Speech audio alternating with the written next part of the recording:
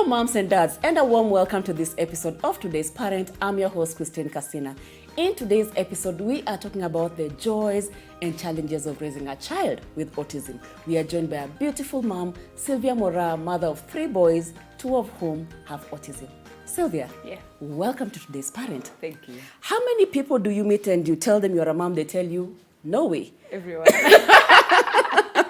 Yeah? Everyone. Like, they want evidence. They'll be like, how old? Then when you say how old, now you even make And how old, by the way? 13 and a half, 9 and a half, and 8. So you have a teen, Yes. a 9-year-old, Yes. an 8-year-old. Yes. Some of us, when we had our first boss, we could barely get the time to draw even one eyebrow. So you're doing very well. Yes. You do us proud. So back to the topic of today. Yes. You have 3 boys, Yes. 2 of whom are autistic. Yes. So your first one is okay, right? 100%, yes. Yeah. And then you got pregnant with your second The one. second. No, I lost one in between. Polly. And I got the third one. Right. Now who's autistic, and autism comes with comorbid conditions or diseases. So he also has convulsive disorder. Those who call it epilepsy, that I have refused. It's the hardest thing for me to ever say, like, my child has epilepsy. But yeah, it's a convulsive disorder, right, under control. Then before I could say mwe. Because the difference between your second one and your third one is 1 year. Oh yeah, relatively. A few months, 1 year something. When Andrew was 6, that's when I got pregnant with your last one. Yeah, 6 months, then I got pregnant. So when he was 18, 18 months is when I was giving birth to my last born. All right, so let's just go back to your second one. Yes. You discover you're pregnant. How was your pregnancy? An easy one, smooth one? It was very smooth, easy. I used to eat a lot of fries and 1 liter Del Monte mango juice, very specific, and it has to be from Sanford, and quarter chicken alone. So pregnancy was wonderful. Yes, very wonderful. Then you give birth. Then now I am a workaholic. Which I have no apologies for. I love my work. I'm very active. I wonder why you're whispering. Don't worry, you are very many. Yes, we're very many. So I was handling a very heavy project at the time, solely, where I used to work. So when I just signed off, and then I started feeling unwell, then I realized my waters had drained a bit. So I rushed to the hospital. Then that's when we're told, okay, now this is, you can't go, let's give it a few days, see if the water will, there's a certain amount of amniotic fluid you should have, and some of it had drained. So it took me another 1 week before I could, then they realized it's not replicating, so they had to induce and also now inject the one for making him be able to breathe on his own, because it was week 35. So it was close but not close enough. Yeah. So so we induced him, it wasn't working. Second induction, not working. Third induction was going in reverse. You know the way it is, it comes, then it gets closer. Mine was so close, then it disappeared. Oh. So finally we just decided, okay, you know what, let's just go reel you in for CS. Right. And I can't tell what happened in that space, because it was full. I was made, what do they call it again? Like fully... Yeah, I was fully induced. With that anesthesia, right. Sleeping, yes. So, and they didn't allow my then husband, because now I'm currently divorced, to actually be in the room.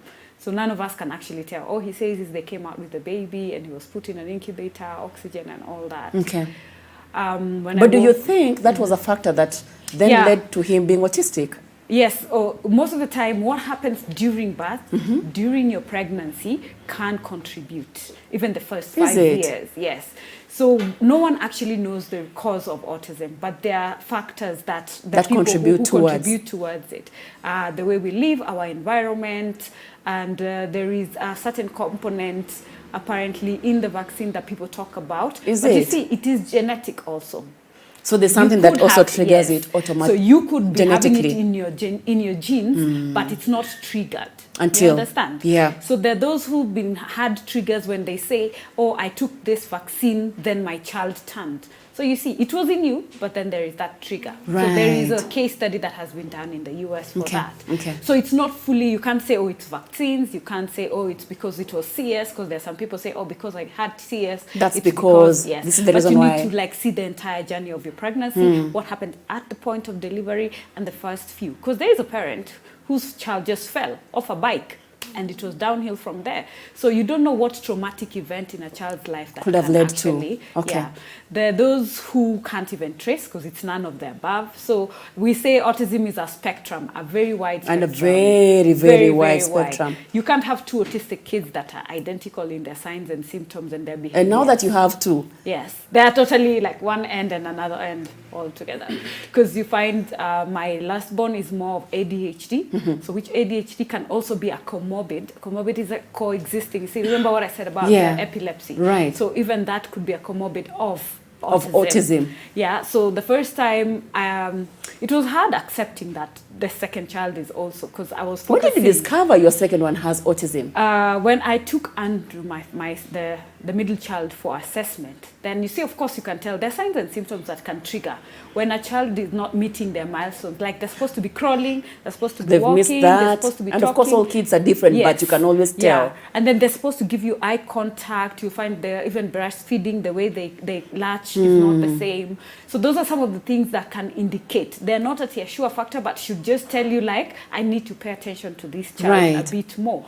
And children who are born with jaundice, both of them had jaundice. Jaundice is the way you're told, their eyes are yellow, you need to take them out to the sun. So very severe jaundice is an indicator of autism also. Who would have thought? Yes. So, and then when you're seeing your child sleeping, you say mtoto wangu halali. Insomnia is another thing. When you look also at the way, how active, how much time they stay awake, how much time they sleep, how they cry. There's regular, there's irregular. And then when we're having colic, gastro issues, actually our gastrointestines are very connected to management and all the things autism. And we think colic is a normal thing. You'll just be told gripe water. Kids get colic, it's normal. Everyone will tell you it's normal. But these are some of the telltale signs. Right. And that's why here in Africa we miss early intervention and early diagnosis, because even our own nurses, we're done an awareness in 16 counties. Only about 10 to 30% of the nurses knew about signs and symptoms of autism, because you'll be told every child is different. That's a small percentage. And they're the ones with the profession. And they're the ones who are our first. When I'm taking my child for... that's the first contact. Yes, that's the first contact. A triage, they're the first contact. So if they're not the ones to tell you... To pick it, there's something delayed, off. Something is off. So we really, really need to look into all these small things and educate our parents and new parents. I hear you. So second one, you discovered by at least year 1, year 2. Yeah, early enough, because now I have this one. When you have one, every other child you get will always be not at risk, but should be looked at closely. So they had already raised we need to observe, and I was like, no, please, let's start to chase jokes, because it's so hard. I was already a single parent at this time, because we separated when my son was 3 weeks old when my marriage couldn't crumble. Yeah, it didn't crumble. Just these things end. You just have to embrace it and move on. It ended. It can't work. Move on. Yes. So at that point, I'm trying to deal with this new diagnosis. That's a lot to deal with. Yes, it was a handful, but Mundo strong. So yeah, you just in life, you get to points where only you can get you out of it. You have a choice. You stay there, you move forward, or you just stay there, get depressed. Yeah. It's good to go through the depression. Not that I didn't, I'm human. I went through it, but I had to pick myself up. I had 3 kids. One is 3 weeks old. You're homeless somewhere, trying to get your life together. I have no job. I'm just trying to put my hand in business. There is no other way than up, man. Yep. The only way is up. Yeah, so I didn't want to hear that story of your child is autistic. So it took a while. I actually accepted it in all sincerity beginning of last year, because I tried so hard to fit him into a normal setup. Are we talking about your second one or your third one? The third one I've accepted, because how the second born came about. First, we saw the comorbid condition. This is the convulsion. He started getting them at 3 months old. So he was already, yes. So he's been on medication since he's been 3 months, because we control it. Every time a child gets convulsions, his brain cells die. So the very first time we had it, he had started crawling. He had tried to say ma. Zero. He regressed a major one. So now you embrace that. Then now the milestones are not coming, so you're trying to do all you can. So when Bradley was born, Bradley is your last one? Yeah, the last one. So let's say A and B, because it's Andrew and Bradley, right? So when baby when baby B was born, we had already done tests and ascertained there was like what the doctors said, they found that he had a sclerosis in his head. Right. Then there was some liquid that was not fully there. So thank God, like 1 year later, it was improving, and after a while, the sclerosis is no longer there. But you see, the convulsions still come. So he has to take medicine every day. You have to adjust the medication according to the weight and environment. It's like I change a nanny, he gets convulsions. I change a school, he gets, as in every day, a new challenge. Sylvia, comes. Yes. Speaking of which, yes. Everything that you've gone through, yes. raising 2 kids plus 1, yeah. but 2 of which have autism. Yes. What kind of challenges you as a mom did you face? Apart from the expenses, yes, and of course the depression you mentioned as well. There's the depression. There's no one understands you. There's when you go out in public, everyone is giving you that eye of get a grip of your children. While it's people not. Don't understand because you can't see autism yeah, on the autism face. Is not. It doesn't have a brand. It doesn't have a look. Mm-hmm. And you know, because people just think you have spoilt brats. But you see, the other thing is our environment is not conducive for them. So autism reacts in if you put me in this water. How will I react to it? So we are the ones to embrace them, not for them to adjust to us. So how do you deal, especially when you go in public and your children are themselves, and the world around cannot understand?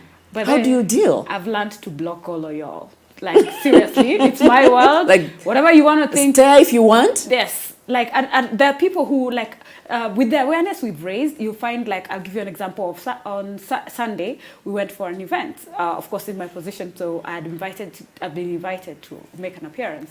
You get there, then they start whispering. Because first I've already had a talk with them. We're going here. I need you to be like, because they hear. Most people assume autistic people just because they can't talk. Yeah. They hear and so they A and B you whispered in their ears. Yes, I just like, please guys, I need today, like today, just today. Just give me an hour. I will be out. Hey, Andrew was fine for a while because he can be calm. But when he's done, he's done. So he's already started pulling. I want you to start. Bradley wants to take photos, and then they're moving the chairs, so everyone is looking at you, and you're like, get a grip, and I'm just looking like I have no idea what is going on. Like whose children are those? Who are you? But then I'm like, shh. So they know when you say shh, like they need to calm down. But it gets to a point they can't just keep calm. That's them. And then, like Andrew is claustrophobic. There's all these people. I've changed his environment. So he wants a lot of space and routine. We're supposed to be in church. This is not church. So for him, he gave you the best he could. So of course he was like, "Mom, we go." Picks my bags and tells me, "We need to leave." Go. Yeah, out we go. And I'm like, and maybe you've just come in, no, it's been 10 minutes, right?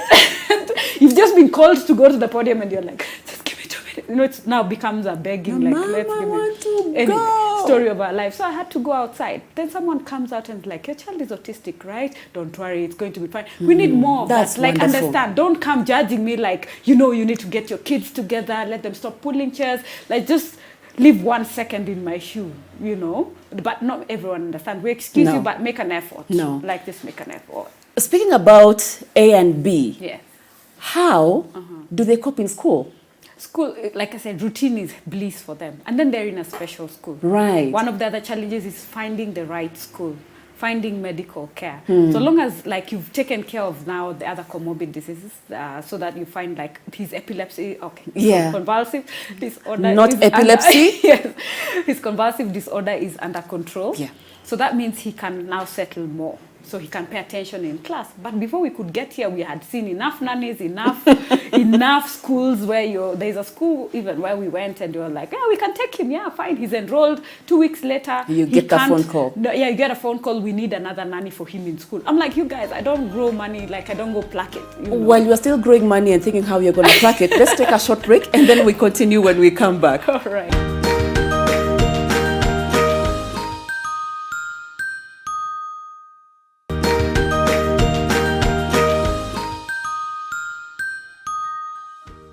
Welcome back to today's episode of Today's Parent, where we are hosting Sylvia Mora. We are talking about the joys and challenges of having a child with autism. We haven't even reached the joys yet, but I know you're going to share.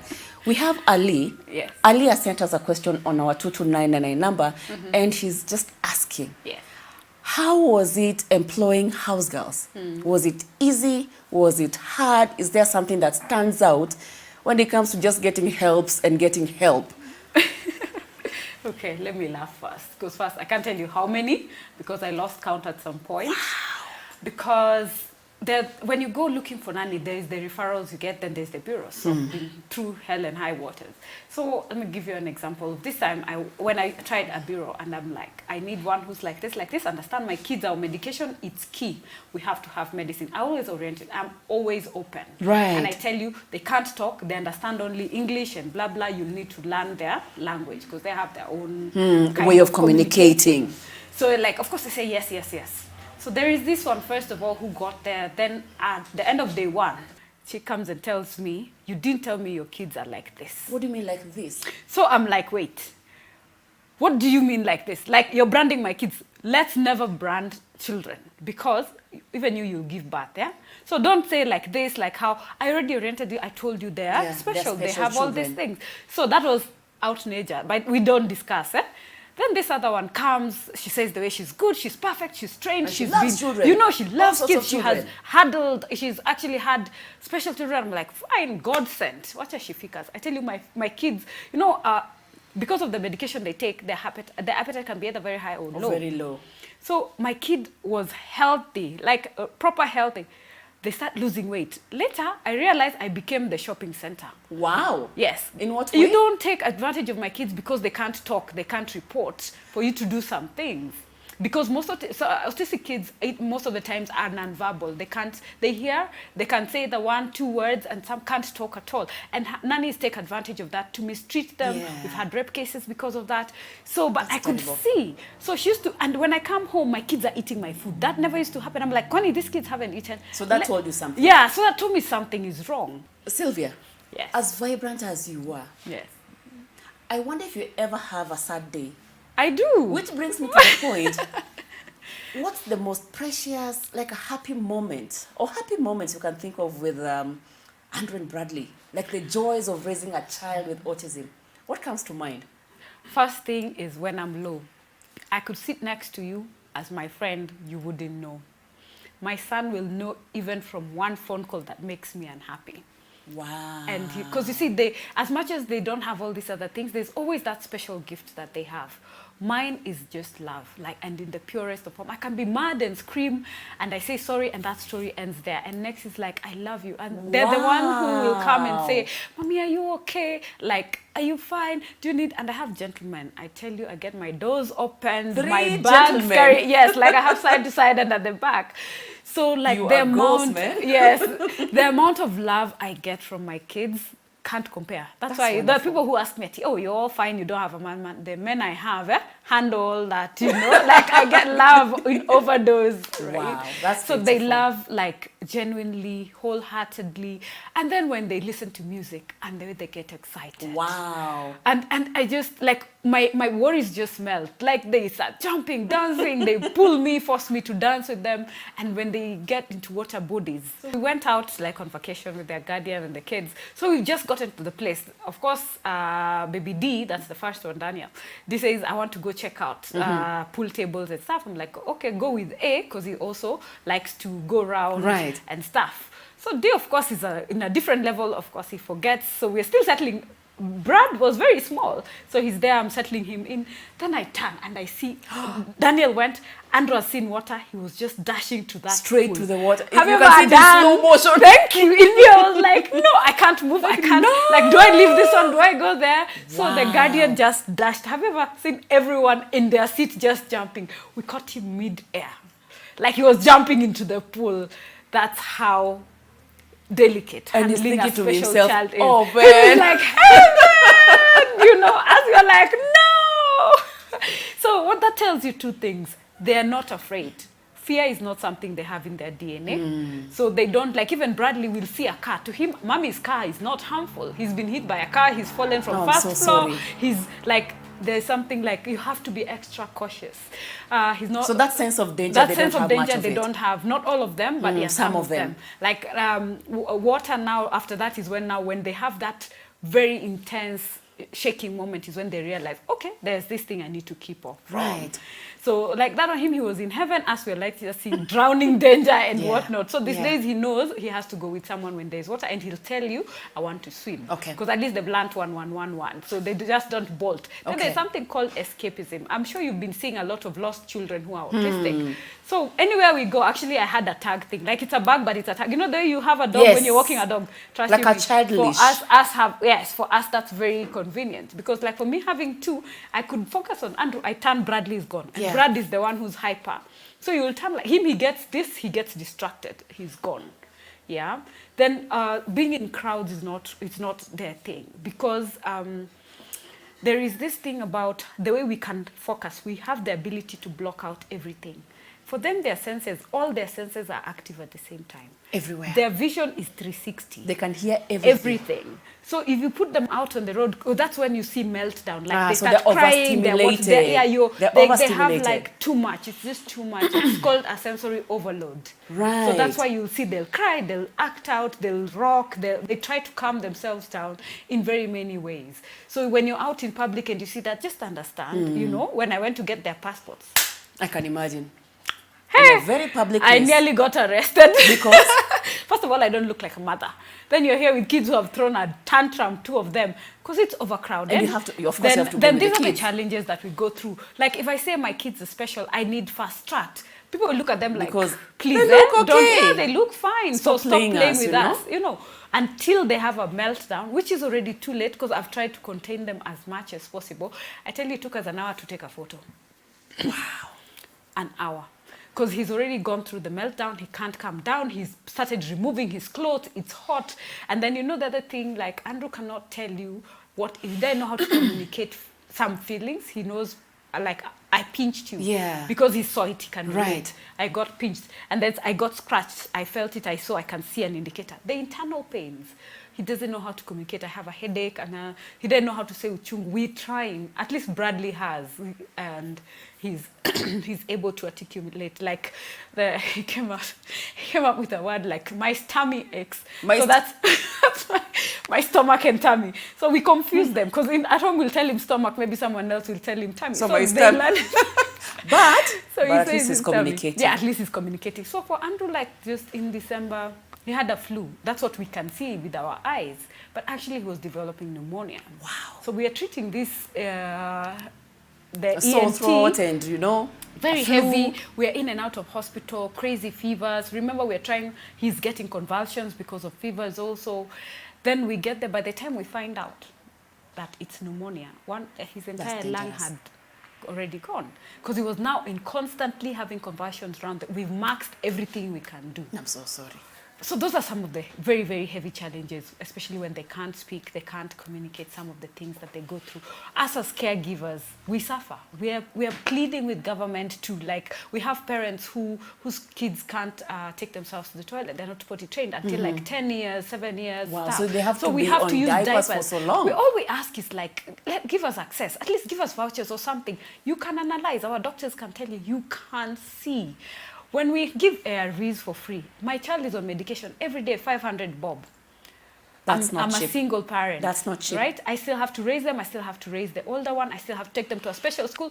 Bare minimum you ever get is like 50 grand if you want per term. That you have not done therapy. We do therapy, occupational therapy for fine motor skills. We do speech therapy. And woe unto you if you still have other, like physio and other things. You understand? Yeah, very brave. So look at all these costs to one parent. And remember, 80% of the times, not very many men will sit by our sides through all this because it becomes your problem. Ni mtoto wako, remember? African style. Sylvia, Yes. speaking of which, out of all this, something passionate was born out of your situation. Yes. Tell us before we lose, you just lose out of, we run out of time, Yes. about Andy Speaks. Yes. Which has just hit me today that Andy Speaks is from Andrew's name. Yes. Yeah? So for a parent who's watching, possibly they would want to plug into Andy Speak. If you can tell us more about it and how they can plug in. So one thing I always say, if you go through a journey, make it easier for the next person. There is one parent who maybe will have a special child who's not born yet. Make their way easier. God gives you a burden for a reason. So I learned how to turn my pain into something that's Yeah. manageable Yeah. and a better situation for everyone else. I went through the journey. You don't have to go through the same No. pain. So that's what, and I think of what Andrew went through and how many other children, mashinani everywhere across the world who are Can you going through imagine? the same. They can't speak, they can't walk. At least someone whose legs are not there can tell you, I need wheelchairs or do this. For our children, the things we go through as caregivers, as the kids And the children themselves. because they have a lot of self-esteem issues from the stigma they go through in schools and everything else. So we decided to be the voice of these children, the voice of the caregivers, and I formed my non-for-profit organization called Right. Andy Speaks for Special Needs Persons, because even right now we attend meetings for disability, and even in that space for disabilities, our children and disabilities, neurodevelopmental disabilities are not being recognized. So we want to amplify that voice. We want policies to be changed. We want us to be in that cashback that is being given by the National Council, in that tax rebate, in that Yeah. employment of 5%. Our kids are not useless. They can do something. They're the best people. You tell them this glass is made like this, they will not move from that. They're that articulate. Just give them routine, they will stick to it. But we focus so much on what they cannot do that we forget what they their can do. ability, right? So I want us to be the voice, and I say, let's embrace difference. Let's embrace them. Bring them out. Let all the parents who have their children, let's come out and say, this is it. This is the numbers. The numbers are many. That's in wonderful. children, 1 to 20. Globally, we have 1 to 59 persons. We have people being diagnosed now With who- autism yeah, right as now. 30, as 40, and stuff like that. So it is something that's there, and it is big. So let us just embrace them. Don't be judgmental. Just try and understand. And if you can see and that parent is not aware, be the voice. That is now the campaign we're having. We're going to be having a ride for autism. April is Autism Awareness Month. And we want everyone who gets to hear about autism, be the voice, be the eye on the ground, be the person who tags that other parent and let them know. You should have your child checked because Well there put. is A, B, C, D. Well put. Yeah, we have all the info. We've tried to make the journey of caregivers by training on occupational therapy. There are those who can't afford. So if you go onto our YouTube channel and see the interviews we've had with specialists, if you're doubting, you can watch that on Yeah. Andy Speaks on YouTube and see where your child falls. Learn how to do OT for yourself. Maybe you can take them for one session, try and do it at home. Okay. So for anything we can make easier for another parent, we're here for you. Well done. Yes. And you're so brave. You're so happy to have had you today. Thank and you. for a parent who's watching with a child with autism, Oh, yes. you have been an inspiration. Thank you I am so glad. much. Yes. One final thing. If Yeah. they want to connect with Andy Speaks, how do they do that? We have our Facebook page. We have our website. So Facebook, Andy Speaks? Andy Speaks, yes, for special needs persons, SMP. If you go to our website, it's the same, www.andyspeaksforspecialneedspersons.org. If you do support at, that is going to get to us directly. Social media, we have Twitter, that is Andy Speaks 4. On Instagram, Andy Speaks. So we are everywhere and ready to serve. We pick our phone calls, we respond. I respond to everyone. Even if you go to my own handles and tell me, trust you me, yeah, we have it. And for that parent who has a special needs child and you feel lost, we've come up with a portal, an info hub called Special Needs Info Hub.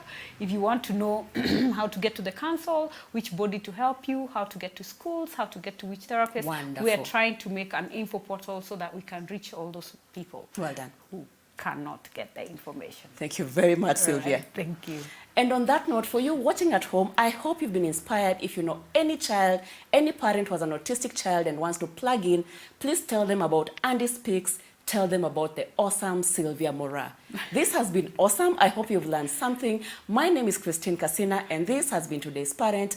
And if you are looking for kids' furniture, make sure you come over to Little Cribs, the home of fun, exciting, durable, and affordable kids' furniture.